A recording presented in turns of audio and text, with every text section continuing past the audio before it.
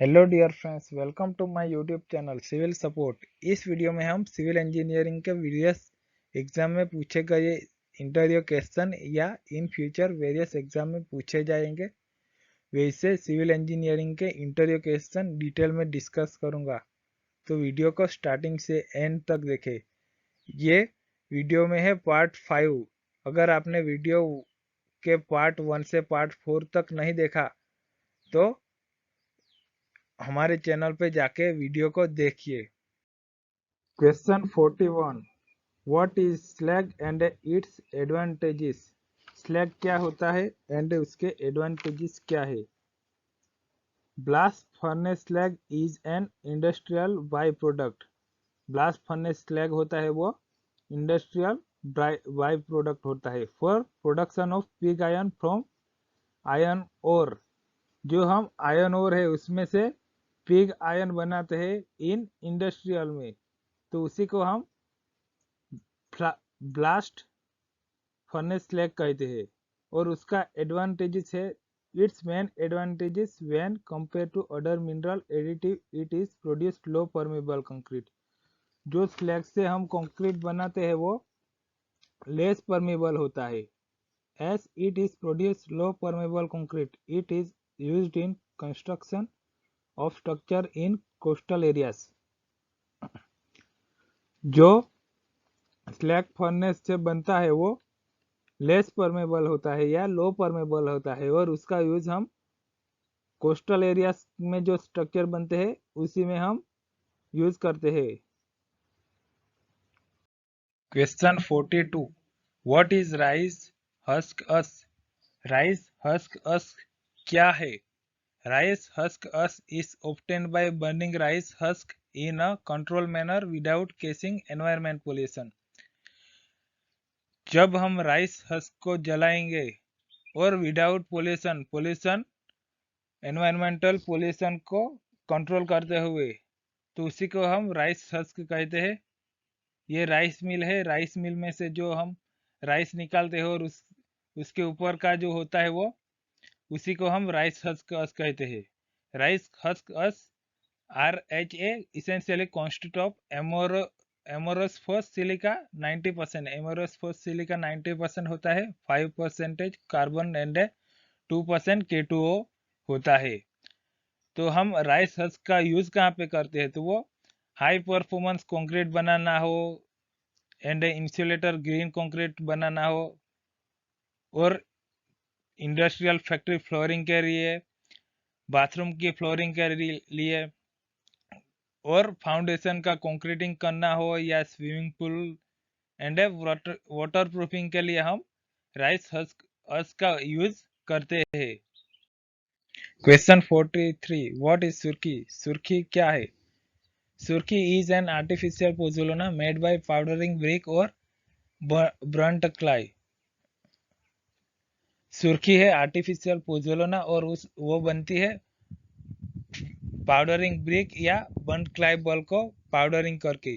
In some major works for large scale production of surkhi clay balls are specially one for this purpose and then powder. जो large scale या major work के लिए हम सुर्खी का production करेंगे तो उसके लिए हम क्लाई बल्स को स्पेशली बर्न करेंगे उसके पर्पज के लिए और एंड देन हम उसका पाउडर कर देंगे तो सुर्खी बना देंगे। जो सुर्खी होती है उसका यूज क्या होता है, तो वो हायर स्ट्रेंथ देती है सैंड से कंपेयर करते हैं और उसका यूज हम जनरल कंस्ट्रक्शन के लिए यूज करते हैं और उसका यूज हम प्लास्टरिंग एंड पेंटिंग के लिए नहीं करते।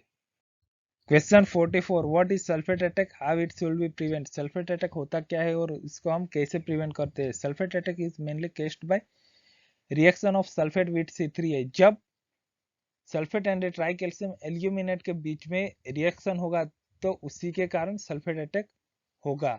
This reaction leads to formation of calcium sulphate sulpho aluminate और उसके कारण कैल्शियम सल्फो एल्यूमिनेट का फॉर्मेशन होगा और उसमें डबल सॉल्ट होता है और उसे हम एट्रिनाइट के नाम से जानते हैं। तो एट्रिगनाइट होता क्या है? तो ettringite is a hydrous calcium aluminium sulphate mineral होता है। The formation of this salt absorbing much water in its formation causing cracking and destruction of concrete। जब उसका फॉर्मेशन होगा तो सॉल्ट है वो मच वाटर एब्जॉर्ब करेगा और उसी के कारण cracking and destruction of concrete का फॉर्मेशन होगा। Use of GGBS preferably 50% and more significantly reduce available C3A content। जब हम GGBS यानी कि ग्राउंड ग्रेन्युलेटेड ब्लास्ट फर्नेस स्लैग का यूज करेंगे 50% या उससे ज्यादा, तो उसके कारण C3A कंटेंट कम होगा और हम सल्फेट अटैक को प्रिवेंट कर सकते हैं कि उसी के कारण। Question 45 explain the effect of maximum size of aggregate on strength. जब हम मैक्सिमम साइज के एग्रीगेट का स्ट्रेंथ पे क्या इफेक्ट होगा? Larger size aggregate did not contribute higher strength as expected. जो हम एक्सपेक्ट करते हैं वो लार्जर साइज के एग्रीगेट हायर स्ट्रेंथ के लिए कंट्रीब्यूट नहीं करते। As the nominal size of aggregate is increase the amount of water needed for same workability is reduce as same cementitious material content strength is therefore greater because the water cement is lower. जब हम nominal size के aggregate करेंगे तो उसके कारण हमें water require होगा वो सेम होगा और उसके कारण हमारी वर्केबिलिटी कम होगी। एंड सीमेंटियस मटेरियल रिक्वायर होगा वो भी सेम होगा और उसके कारण स्ट्रेंथ हमें ज़्यादा मिलेगी क्योंकि वाटर सीमेंट रेशियो है वो कम होगा। उसी के लिए नॉमिनल साइज के एग्रीगेट होते हैं उसमें हमें स्ट्रेंथ ज़्यादा मिलती है मैक्सिमम साइज ऑफ एग्रीगेट से। What are different types of non-destructive test used in concrete? कौन से नॉन डिस्ट्रक्टिव टेस्ट कंक्रीट में यूज होते हैं? Non destructive test are rebound hammer test, दूसरा है अल्ट्रासोनिक पल्स वेलोसिटी टेस्ट, दूसरा है अल्ट्रासोनिक पल्स वेलोसिटी टेस्ट, तीसरा है magnetic and electric method, fourth है radio active and nuclear method. यानी कि नॉन डिस्ट्रक्टिव टेस्ट जो कंक्रीट के लिए यूज होते हैं वो rebound hammer test, ultrasonic pulse velocity test, magnetic and electric method and radio active nuclear method. Question 47 what is light weight concrete, mention its advantages. Light weight concrete होता क्या है and उसके advantages क्या है? Light weight concrete has density varies from 300 to 1850 kilogram per metre cube instead of 2200 to 2060 kilogram per metre cube. इसका मतलब light weight concrete होता है उसकी डेंसिटी होती है वो कम होती है 300 से लेके 1850, और जो नॉर्मल कंक्रीट होता है नॉर्मल वेट का कंक्रीट होता है उसकी जो डेंसिटी होती है वो 2200 से लेकर 2600 होता है। तो लाइट वेट का डेंसिटी होती है 300 से लेके 1850 kilogram per metre cube. There are many advantages, इसके मैनी एडवांटेजेस है ऑफ हैविंग लो डेंसिटी, जिसकी जो लो डेंसिटी के कंक्रीट होते हैं उसके मैनी एडवांटेजेस है। It help in reduction of dead load, वो डेड लोड को कम करता है। Increase the process of building, जो बिल्डिंग होती है उसके प्रोग्रेस को इंक्रीज करता है। And lower haulage and handling cost, जो हॉलेज एंड हैंडलिंग कॉस्ट होता है वो कम करता है। The weight of building on the foundation is an important factor in design, और उसका फाउंडेशन डिजाइनिंग करने के लिए हम जो बिल्डिंग का वेट होता है वो इम्पोर्टेंट फैक्टर होता है, particularly in case weak soil and tall structure. और जब weak soil and tall structure होगा तो इसी में हमें फाउंडेशन है उसमें बिल्डिंग का वेट को इम्पोर्टेंट फैक्टर होता है। Another most important characteristic of light weight concrete is relatively low thermal conductivity. और जो लाइट वेट कंक्रीट होता है उसमें रिलेटिवली लो थर्मल कंडक्टिविटी है, a property which improve with decrease density. और उसको हम इम्प्रूव करते हैं विथ डिक्रीज डेंसिटी से। Question 48, what are the methods of make concrete light weight. Light weight concrete बनाने के लिए कौन से मेथड है। Basically there is only one method for making concrete light. Light concrete बनाने के लिए सिर्फ एक मेथड है, inclusion of air in concrete. जब हम एयर को कंक्रीट में ऐड करेंगे तो उसकी वजह से लाइट वेट कंक्रीट बनेगा। This is practice by different ways. उसको डिफरेंट वेज में प्रैक्टिस करते हैं।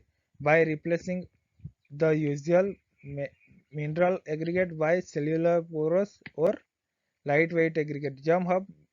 जो हम मिनरल यूज करते हैं उसको हम रिप्लेस करेंगे सेल्यूलर पोरस या लाइट वेट एग्रीगेट से, तो उसके कारण लाइट वेट कंक्रीट बनेगा।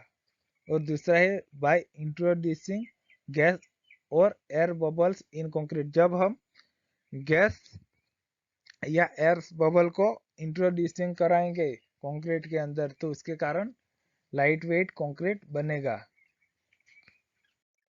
Question 49, what is pumice.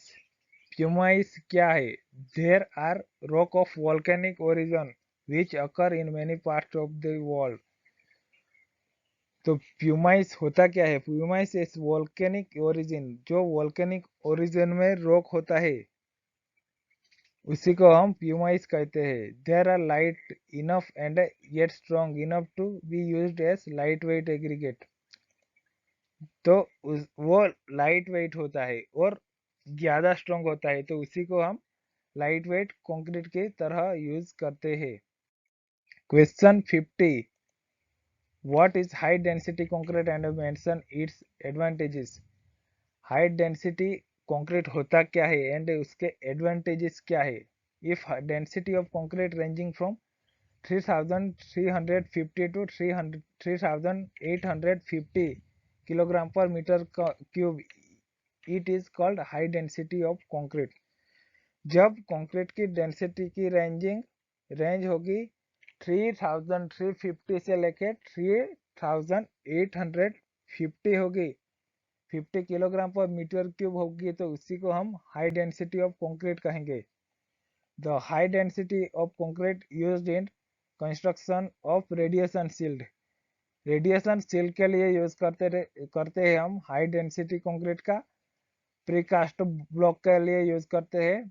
Mass concrete project के लिए यूज करते हैं।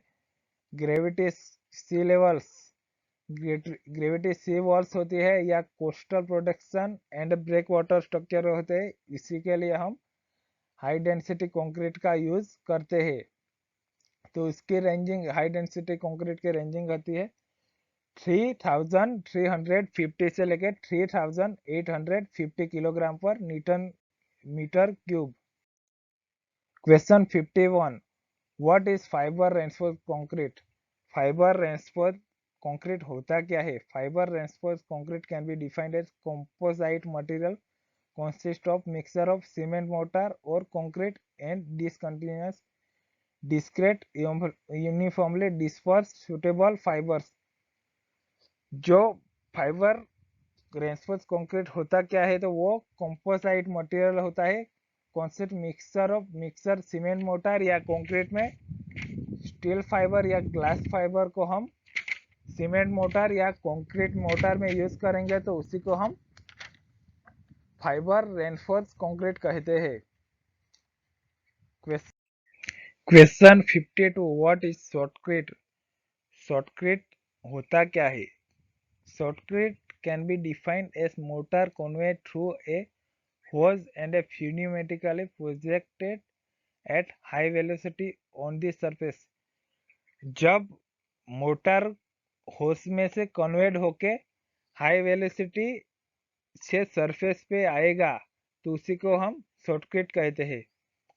Recently, this method has been further developed by introduction of small size coarse aggregate into mixed deposit to obtain considerably greater thickness in one operation and also we make the process economically by reducing the cement content। तो इसको अब further develop किया है, जब small size के coarse aggregate होते हैं वो हम इस मोटर में इंट्रोड्यूस कर देंगे और उसी के वजह से जो ग्रेटर थिकनेस है वो एक वन ऑपरेशन में ही हो जाएगा और वो इकोनॉमिकली होता है एंड उसके वजह से हम सीमेंट कंटेंट को कम कर सकते हैं। Question 53, what is self compacting concrete.